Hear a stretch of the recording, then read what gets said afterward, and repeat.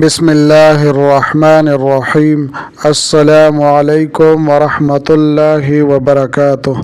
عزتمند مسلمانانو ورونو او خویندو، امید لرم چې تاسو به روغ جوړ به او خوشحال به. زما د الله رب العزت نه دا دعا دا سوال دی چې تاسو چرته هم یې، الله رب العزت مو همیشه د پاره روغ جوړ خوشحاله او آباد ساته. آمین. عزتمندو، نن د یوې نوې او خاص وظیفې سره زه ستاسو مخکې حاضر یم. د ماښام مونځ نه پس صرف او صرف 15 منټه وظیفه، داسې عظیم الشان وظیفه چې بے پناه رزق او مال او دولت به الله جل شانه در نصیب کی. حاجتونه به د الله جل شانه پوره کی. د مشکلاتو نه او د پریشانو نه به الله جل شانه نجات عطا فرما کی، چې څه هم د الله رب العزت نه غواړي درکوي به. لہذا زما عزتمندو، که په ژوند کې خاص بدلون غواړي نو د ماښام نه پس دا 15 منټه وظیفه، دا 15 منټه عمل دا د خپل زندګۍ معمول جوړ کړئ. ان شاء الله تعالی د دې چې کوم برکات دي، د دې چې کوم کمالات دي، دا به تاسو ووینئ چې الله جل شانه څومره او څنګه د دې برکات او ثمرات او کمالات داخلي. زما عزتمندو، د ویډیو شروع کېدو نه مخکې تاسو ټولو ناظرین او سامعینو په خدمت کې دا درخواست دی چې تاسو اسی هم ویډیو ګورئ. په اول ځل باندې مو زما د دې چینل وزټ کړی وي او دا چینل مو لا تر اوسه پورې سبسکرایب کړی نه وي، نو برای مهرباني دا چینل سبسکرایب کړئ. سبسکرایب سره خوا کې د ټاله والا نشان دی، دا تاسو کلیک کړئ او سلیکټ علی کړئ، د دې لپاره چې د هر راتلونکي ویډیو نوټیفیکیشن تاسو ته ملاويږي. ځکه چې زما عزتمندو، په دې چینل کې زه تاسو ته هر قسم مستند وظایف راوړم. هغه مستند وظایف چې مال خپل استادانو د هغې اجازت راکړې ده. د دې نه علاوه زما عزتمندو، که چېرې ستاسو تعویضونه پکار وي، ستاسو نقوش پکار وي، نو ما سره زما په واتساپ نمبر باندې رابطه کولی شئ. زما عزتمندو، زما د حوصله افزایی دپاره ویډیو ضرور لایک کړئ. لاندې کمنټ کې تاسو ماشاءالله، سبحان الله، جزاک الله یا د دې په شان نور ښکلي الفاظ تاسو منشن کوي او لیکئ. دې لپاره چې مال حوصله افزایی ملاویږي او نور ډېر ښکلي وظایف زه تاسو ته په دې چینل کې راوړم. زما عزتمندو، که چېرې د ماښام مونځ نه پس تاسو د عظیم الشان وظیفه کول غواړئ نو ویډیو اخره پورې وګورئ او سکپ کوئ یې مه. د ماښام مونځ نه پس صرف 15 منټه په یو خاص ترتیب باندې دا عمل کول دي. د دې دومره خاص برکات دي چې بے پناه مال او دولت، رزق او برکات او ترقی به الله جل شانه در نصیب کی. حاجتونه به دې پوره شي او مشکلات او پریشانی به دې الله جل شانه ختم کی. دا عمل به تاسو د ماښام په وخت کې کوئ. زما عزتمندو، که چېرې د رزق حواله سره، که د حاجاتو حواله سره چې کوم اعمال تاسو کوئ، هغه دوه ټیمه کیږي، یو د سحر مونځ نه پس او بل د ماښام مونځ نه پس. فرمایي چې څوک د سحر مونځ نه پس سورت یاسین لولي نو د په رزق کې، په مال او دولت کې او خاص زما عزتمندو د په ژوند کې به الله جل شانه خاص برکتونه واچي.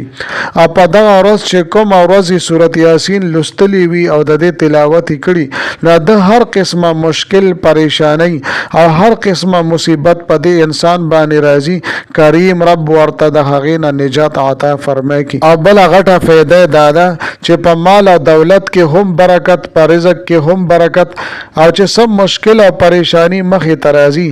هغه به الله جل شانه دفع کوي. دغه شانتې زما عزتمندو، که د ماښام مونځ نه پس سورة الواقعه ولوستلی شي، لکه څنګه چې روایاتو کې راځي چې کوم کور کې سورة الواقعه لوستلی شي نو د هغه کور نه بې برکتي ختمیږي او برکتونه په هغې کې رانازلیږي. نو دا دواړه ډېر بهترین اوقات دي زما عزتمندو، د سحر مونځ نه پس او د ماښام مونځ نه پس. دا خاص اوقات دي. په دې خاص اوقاتو کې الله جل شانه هر قسمه دعاګانې قبلي، ځکه چې د اشراق په ټیم کې الله جل شانه رزق تقسیمي دغه شان د ماخام په وخت کې هم برکات را نازلېږي نو پکار د چې مونږه دا سورتونه مبارکه او دا وظایف او دعاګانې د خپل ژوندۍ معمول جوړ کو ان شاء الله تعالی ډېر خاص فائدې به ملاويږي دا نننه وظیفه زما عزتمند او ډېره مختصره وظیفه ده او ډېره اسانه وظیفه ده صرف او صرف 15 منټه عمل دی کله چې د ماخام مستاسو مکمل کو نو زما عزتمندو دې نه پس تا ته اختیار دی کم ځای کې چې تا د ماخام موز مکمل کړی دی که دغه ځای باندې کېنی دا وظیفه کې او که سیډ لکېږي بل ځای کې کېنی نو بل ځای هم ته دا وظیفه او دا عمل کولی شي خو زما عزتمندو بهترینه خبره دا ده چې تاسو یو خاموشه ځای وګورئ چې هلته ستاسو مکمل توجه او دیان برابر وي نو تاسو به هغه ځای کې دا وظیفه که چېرې وکړئ نو ډېره بهتره به وي او که چېرې کم ځای کې تاسو موز کړي وي په خپل ځای باندې تاسو ناست وئ هم په هغه ځای باندې تاسو دا وظیفه کوئ نو هم کولی شئ خو که چېرې هلته کې ستاسو توجه دیان نه برابرېږي څوک خبرې کوي یا څه رکاوټ وي په هغې کې نو بیا به یو ځان ته خاموشه ځای به تاسو منتخب کوئ او هلته کې به کښېنئ نو زما عزتمندو کله چې تاسو کېناستئ خاموشه ځای کې توجه او دیان سره دا ټولو نه مخکې به تاسو 3 پیرې درود شریف ووایئ ښه دا ده چې درود ابراهیمي ووایئ یعنی اللهم صل علی محمد وعلى آل محمد تر اخره پورې د دې نه پس به زما عزتمندو 101 مرتبه یو پیرې به تاسو یا رزاق یا واسع بحق بيدك الخير انك على كل شيء قدير د دې نه پس به بیا تاسو 3 پیرې درود شریف ووایئ او د دې نه پس به د دعا دپاره لاس پورته کوئ د الله جل شانه نه به د مال او دولت حوالې سره د رزق حوالې سره د اولاد حوالې سره د رشتې حوالې سره او چې څه نور څه حاجت مو وي مشکلات مو وي د هغې په باره کې به د الله جل شانه نه ډېر په عاجزۍ سره ډېر په منت او زارۍ سره به دعاګانې وغواړئ یاد لرئ زما عزتمندو